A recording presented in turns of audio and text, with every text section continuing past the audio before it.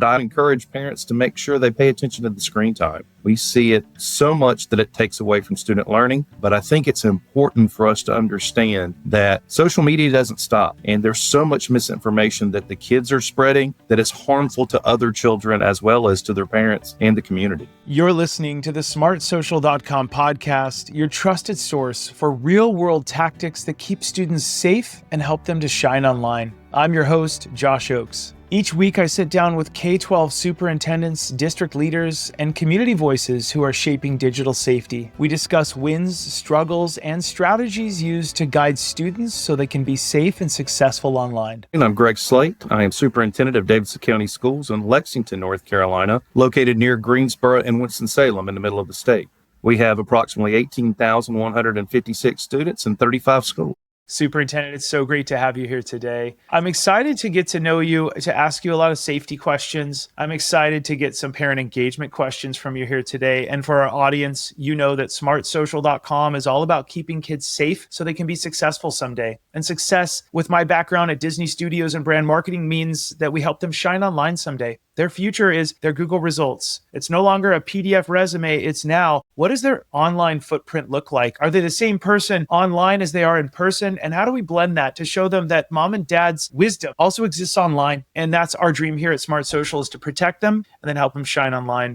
Superintendent, I'm excited to have you here today. I want to start something off with just a fun question. I want to hear from you. Two little pop quiz questions. Number one, what type of teacher or educator did you start out as when you first got in? And then also, what was your favorite thing to teach? I started out as a history teacher in Lexington, North Carolina, a long time ago in a galaxy far, far away. And I absolutely loved teaching a witch hunt unit in American history, where I tied together everything from Salem to Korematsu to Sacco and Vanzetti to the McCarthy era to the Patriot Act. Wow, that must have been a fascinating discussion, especially with where you live and the localization of it. That's fascinating. Okay, another pop quiz for you here. What's your least favorite thing? And it's okay to have a least favorite, everyone here. Every student has strengths and weaknesses, and doesn't mean we don't work on the weaknesses a little to get better at them. What is your least favorite thing to teach? I absolutely despise teaching the populist movement when I was a history teacher. Yeah, that's great. Well, it's awesome to have you here today. For all of our audience members and for the superintendent, we've interviewed a couple hundred superintendents in communities all over the great country, and the conversations in 45 plus states have taught us some consistent trends. I want to dive in first with the superintendent and get your feedback. For all of our audience members, you know that I'll be taking notes. I'll be learning from the superintendent. This is what we want to do, is become the best at protecting kids. So here's the challenges we've heard coming up in this future school year, back to school. What are they looking out for? After a couple hundred discussions, districts name these as some of the primary issues. Superintendent, you're going to steer me and tell me if I missed something. We're hearing a lot of hidden direct messages or problems online. We also hear about dangerous TikTok challenges, but these challenges are on YouTube and Instagram and really on every network. The group text messages really cause a lot of bullying and sadness, right? I was left out of that one, or I was in this one and I was named and it's just hurting my feelings. Students chatting with unknown people. It's a big part of the chatter online with okay, there's video games and who is that person? A mom might say, do you really know them? Why are they sending you to another app? Other superintendents say there's inappropriate content. It's off campus over the weekend sometimes that leads to our problem as a district on campus on Monday morning sometimes. And then last, Josh, if we could fix screen time and phone addiction, which is the base level of this pie, the whole pie wouldn't exist. Like if we could get kids off the phone, we wouldn't have any problems. Superintendent, set me straight. Are there any of these, do they stand out in your community? And are there any that we're missing? I think you've got every single one of these correct, but I would add one. In North Carolina, we have cell phone ban now in our schools. What we're starting to uncover this year, because this is the first year of it, is when students don't have their phone at school and something happens at school, by the time it gets home, it's like a really bad game of telephone. It blows up and kids don't know how to react and take things and process them over time before they get home. And then they get on that phone or they get on that screen and they blow it up, even 10 times worse than what they would have done in the moment when they were at school, when they had the phone in their hand. Yeah, that's a really good one. And a lot of districts are doing off and away. Actually, talk to us just real quick about that. Do you have an off and away, or is it in what's your cell phone ban that your rules in your schools? So K-8, it's off and away, and it's not able to be used throughout the school day. In our high schools, it's allowed to be used at lunch, before school, after school.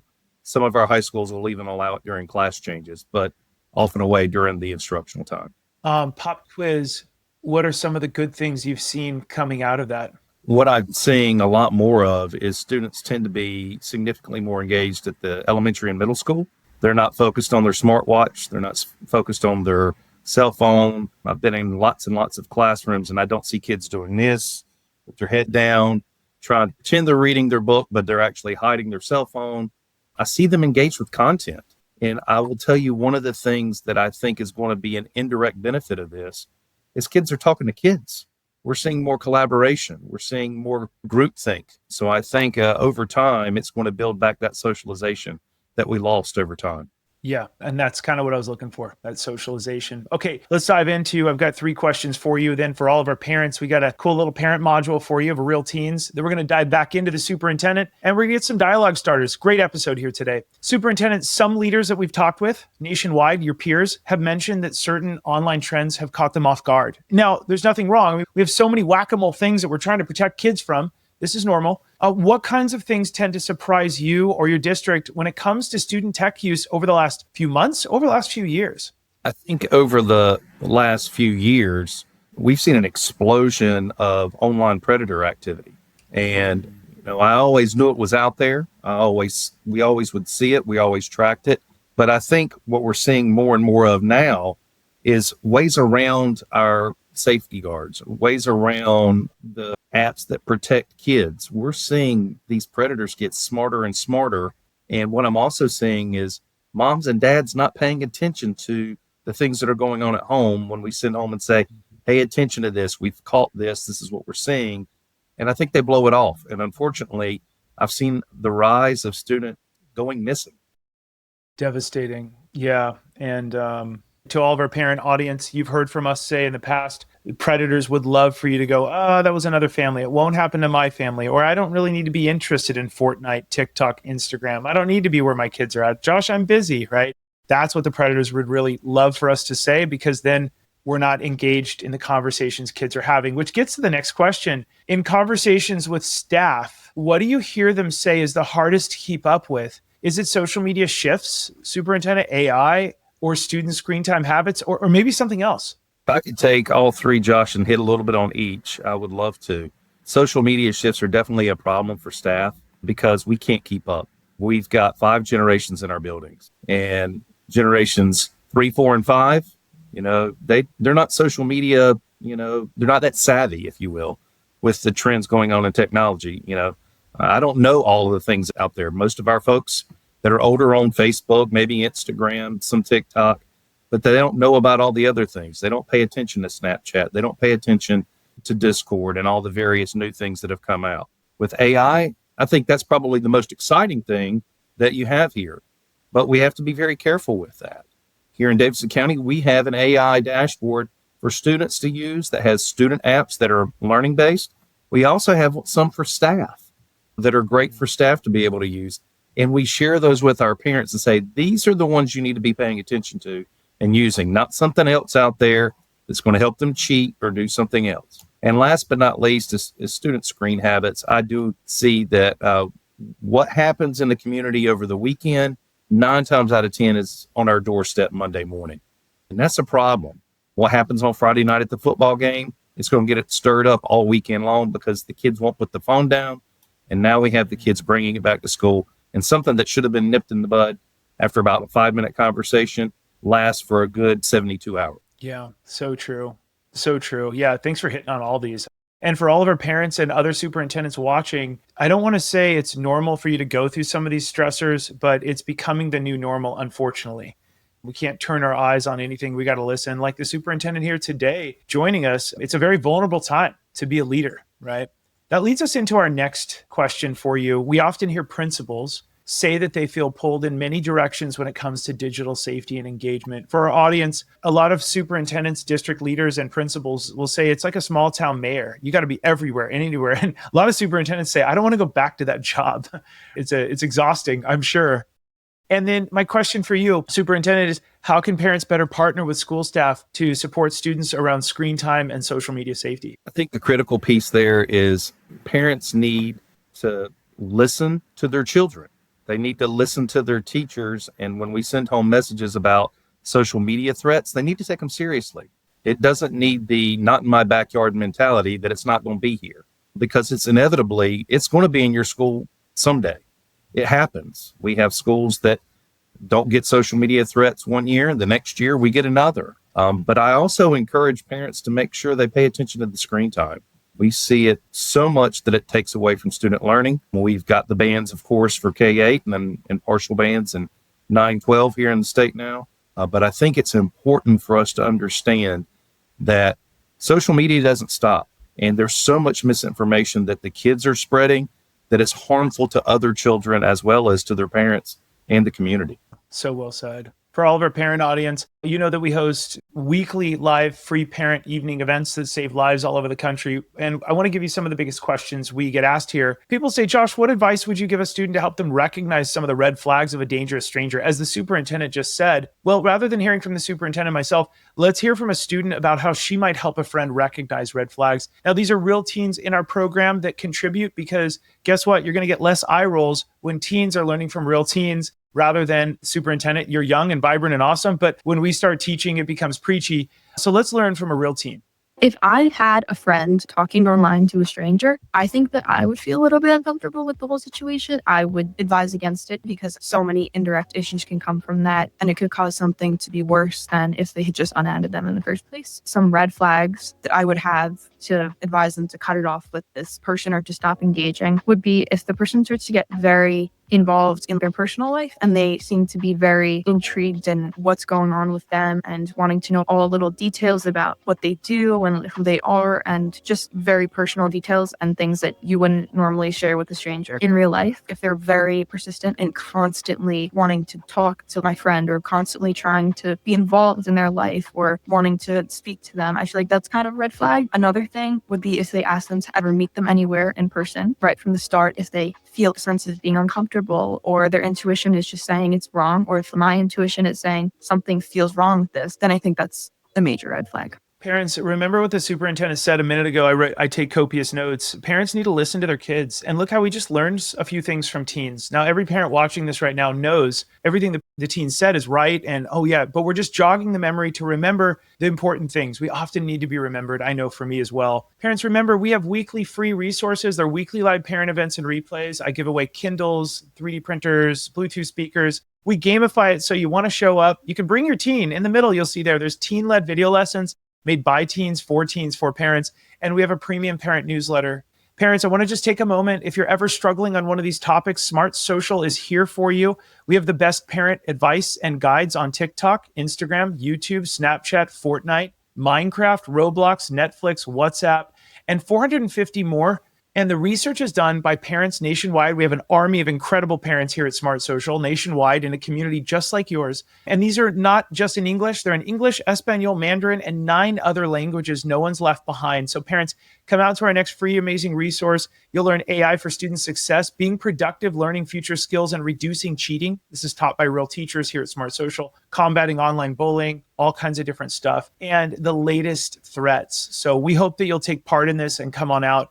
It's so important for your child's safety. Okay, we're back to my guest, Superintendent. Some districts have said that they wish that they had more time to focus on student safety and parent engagement. What area would you tell other districts is the most important part to focus on to support parents?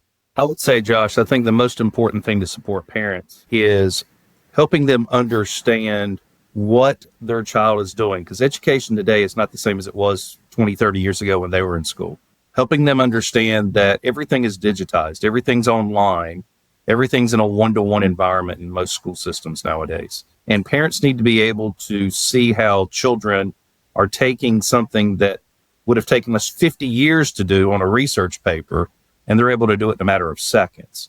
They also need to see that AI is not the enemy, and that AI can be used to help support student learning, and we can use that to help guide even more critical thinking.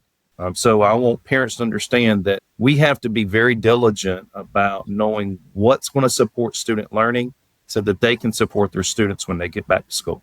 I love that. This reminds me, I had my 7-year-old nephew in the car a couple weeks ago, and I put AI on CarPlay or whatever, one of the AIs. I have a bunch of the apps. And I said, you can ask it whatever you want. What do you want to ask it? And he said, and his smile on his face got so cute. And he smiled and he went, I want to ask it, how many moons fit inside of the Earth? And I thought that was so clever.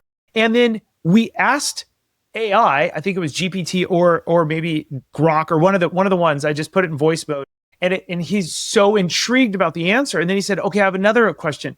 How many Earths fit inside the sun?" And he just kept asking these really big questions, which I thought was so clever. And I love what you said. AI is not the enemy, because we wouldn't have had. We were like side by side. I mean, sitting in the back seat, but we were kind of side by side learning partners here. I didn't know that. I don't know if it's like 1 million or something like that. One of them, you can fit 1 million of one in another. And I was like, that's huge. And just so fast. I think it was 1.3 million Earths can fit inside the sun. And he remembered it perfectly. It was just so fascinating, right? My next question for you is, district leaders are telling us that parent engagement helps them to get ahead of future student social media problems. And what parent and student preventative education would you recommend to other districts to get ahead of these problems before they might happen on campus? I think it starts early, Josh. I think it starts in kindergarten through, fifth grade, elementary school, if you will. I think we have to teach our children at those levels before we get in secondary school to pay attention to the signs. But at the same time, on the flip side, understand kindness, empathy, and good quality character, because online bullying is a symptom of something else. And we need to know that. And if kids see another child going through a rough time, they need to be able to reach out and be a buddy or show empathy, have that kindness come out. That starts at the elementary levels, and then it matriculates up to the middle school. And so then we have to start recognizing those symbols, and kids need to be seeing when other kids are going through a tough time that may manifest itself into self-harm or something of that nature. I think those are critical pieces, Josh, that oftentimes we forget to say, Mom and Dad, you're not the only one doing character education. You're not the only one helping your child understand things so that they can prevent problems down the road. These are all the things that build up over time. And so preventative education, it's got to start early, and it's got to continue on through the K-12 continuum. So well said. I love that.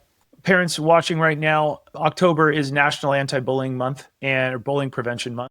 I want to ask you, how can we reduce online bullying for all the parents? But first, here's a big question we get. I think we have one of the biggest anti-bullying live evening event things. We have lots of events. No one's left behind. English, Espanol, Mandarin, replays, you name it, parents. We'd love to have you out to win a cool prize. We're going to gamify it and ethically bribe you, as I like to joke, and every parent seems to giggle, to give you something as a chance to win if you come out. So parents are asking us all the time, Josh, my daughter's best friend is being cyberbullied, I think. What can she do to best support her friend? Before we get feedback from our superintendent guest here today, let's hear from a real student on how she supported her friend through a bullying incident that she was going through.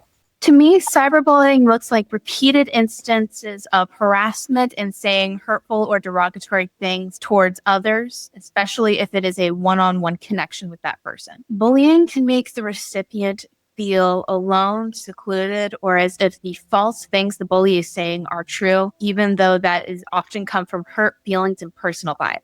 I have had a friend who had some bullying issues, specifically on the app Discord, someone that they thought they were friends with, but kept harassing them. Their approach was to block all notifications from that site and try and figure out a way around it to approach that person. My response was essentially to just say, hey, I'm here. I understand if you don't want to talk to me through Discord, because that's how we talk, just so you don't have to deal with that. But I'm here. I have trusted adults if you don't, and to just work with her to get to an end solution. Such a great tip. Parents, remember, as the superintendent said, the more we listen to kids, the more we can better understand them and probably learn a lot from them. Parents, we do believe here at smartsocial.com that the only really good safety app is a rich dialogue between you and your kids, between a trusted adult and the student. And so here's some dialogue starters you can steal and run with. I'm going to zip through these real quick and then get the superintendent's feedback. You could possibly, in the car ride to school or on the way home or a dinner table around dinner, you could say, hey, I came across some info about cyberbullying and how it can really hurt people. Have you ever seen or experienced something like that online? Or maybe If someone ever said something mean to you or others online, would you feel comfortable telling me about it? I want you to know I'm here to help, not to judge. We're opening the door there. They may roll their eyes. There may be different ways to ask. You can personalize these yourself. But if you get the eye roll, you still get 5 points from Smart Social because you tried. Next, I've noticed that you seem more withdrawn lately and upset after using your phone or computer. Would you like to talk about what's been happening online? And last, I've heard stories about kids struggling with online behavior, both on the receiving end and sometimes participating in it. If you ever find yourself in a difficult situation, know that we can figure it out together. Again, predators and bad people online don't want you to have these talks with your kids ahead of time. They don't want you to prep and tell your kids that nothing online is ever so bad that you should hurt yourself. You can come to me and we'll figure this out, and everything is figure outable with mom and dad or a trusted guardian. Superintendent, I want to get your advice here. What's your advice on how parents can build a rich dialogue with their kids? Use me as an example and what we do in my family. So when we come home, we have a cell phone free dinner. All phones are put away at dinner, and it's hard for being a superintendent because mine will go off at all times, and I'll get the eye roll or I'll get the stern look from my son across the table saying, put it away. The second thing we do is every night we have a charging station that's nowhere near our bedrooms, that all phones have to go on, that nobody can take the phone to the bedroom. And so therefore, because in my experience as a superintendent and all the way back to when I was a principal, I would say that most bad activity occurs when kids are alone with their phone, and they're typically alone with their phone in their bedroom in the evening. I say, take that out of the equation and pay attention to if they're antsy and they want to get back to their phone. When they're having a phone-free dinner, pay attention if they're trying to get back to their phone, because something's going on if they're showing some level of anxiety to get back to that device. So true. I love the whole charging station separate from the bedrooms. Absolutely great. And the rich dialogue. And also for the parent audience listening here right now, what the superintendent just said that's so brilliant is the kids will call parents out. And it really is a two-way road. I'm not saying you negotiate with your kids on the important things in life. I'm just saying they may give you a hard time and you may go, I'll work on that, but can we work on it together as a family? I absolutely love that. It's a vulnerability as a parent. The fact that you're sharing that, that's great. Okay, Superintendent, I want to ask you some rapid fire questions. These are some of the biggest questions we have for parents nationwide. The first question is, in what ways do you think bullying, both on campus and online, influence students' well-being and learning? Josh, I think that bullying on campus and online influences students' well-being and learning because it completely impacts their focus. It takes a child's ability away from content and what teachers are trying to teach them and sends it to more of a social issue, or maybe makes them more anxious. It creates mental struggles for a lot of our children. So pay very close attention to what's going on both on campus and online, because it's going to impact the student, whether it's their grades or whether it's their mental well-being. Yeah, really well said. My next question for you is, what can parents do to teach their kid to stand up against bullying? Josh, I would say that what parents can do to teach their students to stand up against bullying is making sure that they teach their child to know and talk to a trusted adult in that schoolhouse. And they need to pay attention and empathize, teach their kids how to empathize with their peers. But when it crosses a line and a student starts bullying their child, that child has to find a trusted adult to speak to and be able to carry that information. And don't be afraid to do it. Parents need to remove the stigma that students carry with them, that it's not okay to talk to an adult, because it is. And we're the ones that can help. I love that. I think it's the most powerful tip. What a great answer. Superintendent, my last question for you is, in your view, what does an effective balance look like between consequences for bullying and opportunities to help that student, that child, learn from mistakes? Yes, I think the effective balance between consequences for bullying and opportunities for learning, if you will, from those mistakes come from the severity of the incident and really getting to the root cause of why the bully is doing what they're doing to other folks. Is it because the student is different? Is it because maybe they don't dress the same way? Or is there something deeper going on at home that the bully is lashing out for help? And those are the times when you can honestly sit there and say, this is an educational opportunity. How are we going to take this and make this a learning environment for that child? On the other end, consequences, you still have to have consequences for your action. But I think what you explained with regards to consequences is how is that impacting the learning community? Help the bully understand what they're doing and how that is hurting the classroom, hurting their peers, hurting the overall environment of the school, and creating an environment where they're becoming less and less liked by their actions. Well said, Superintendent. Well said. Superintendent, you took a lot of time out of your busy schedule to join us today. Thanks so much for joining us. Absolutely. Thank you for having me today, Josh. To all of our audience, remember, it's all about keeping kids safe, have that rich dialogue so they can be successful someday. It's just like a vehicle. They are dangerous, but we can't say my child will never drive. Someday they have to be on the road to get from point A to point B. We want them to do it safely, responsibly. We want to be there. And before we give them the keys to that vehicle, whether it's digital online with a phone or a real life vehicle, we teach them digital driver's ed, and we're careful and responsible and show them everything so they can avoid the mistakes and be maybe safer than we are. That's our dream here at smartsocial.com. Remember that we have these free parent events. They're every single week. We would love to join you. And parents, remember to always try and keep it light, bright, and polite when you're posting online, because our kids are modeling what they see us do online.